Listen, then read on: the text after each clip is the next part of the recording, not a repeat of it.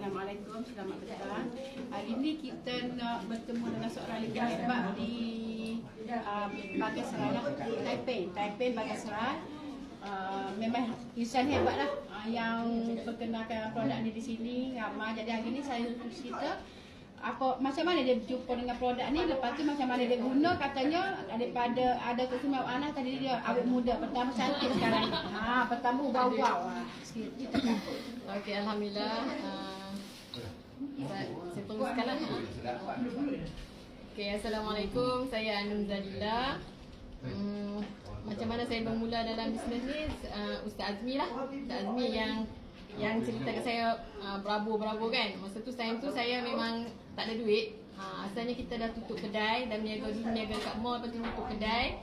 Bila dah tutup kedai, Covid tu saya tak ada income. Bila Ustaz Azmi cerita pasal berabur-berabur ni, saya dia macam paksa diri lah nak ikut mau dengan tak mau. Nak duit tapi tak nak kan. Malu-malu. Bila Cikgu Asia jumpa saya dengan Kak Noreha dekat surau belakang rumah saya tu, Kak As cerita plan untuk nak dapat duit. Kak As cerita plan masa tu stokis 6,000 nak 6688. Saya cakap nak aja, padahal dalam poket saya RM60 pun tak ada. Tapi keinginan tu nak kan. Lepas tu ada pula program dengan Haji Syahri dekat Ipoh. Saya paksa kawan saya seorang lagi tu, saya paksa dia ikut saya. Kami pergilah.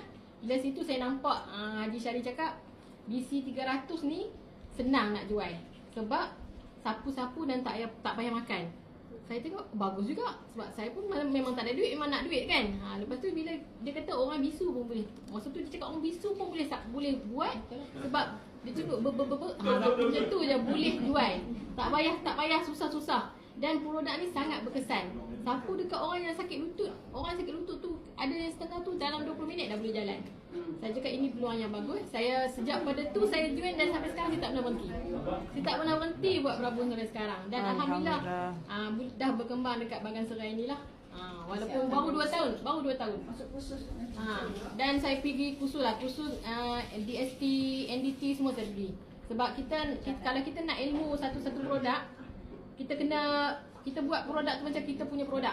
Kita kena dalam ilmu yang ada pada produk tu, baru kita boleh jual. Baru kita cakap, orang tak cakap mahal. Kalau kita pergi program, kita cakap, orang tak sebut pun mahal produk tu. Sebab kita dah cerita kebaikan dia. Lepas tu saya memang pakai lah. Sebelum ni pun saya ada disk yang baru nak kena. Alhamdulillah saya nak solat pun tak boleh diri. Lepas tu saya pakai ni. Alhamdulillah saya dah sekarang dah hilang dah sakit saraf saya tu. Dan baru-baru ni Queen Cell ni keluar, saya ambil Queen Cell.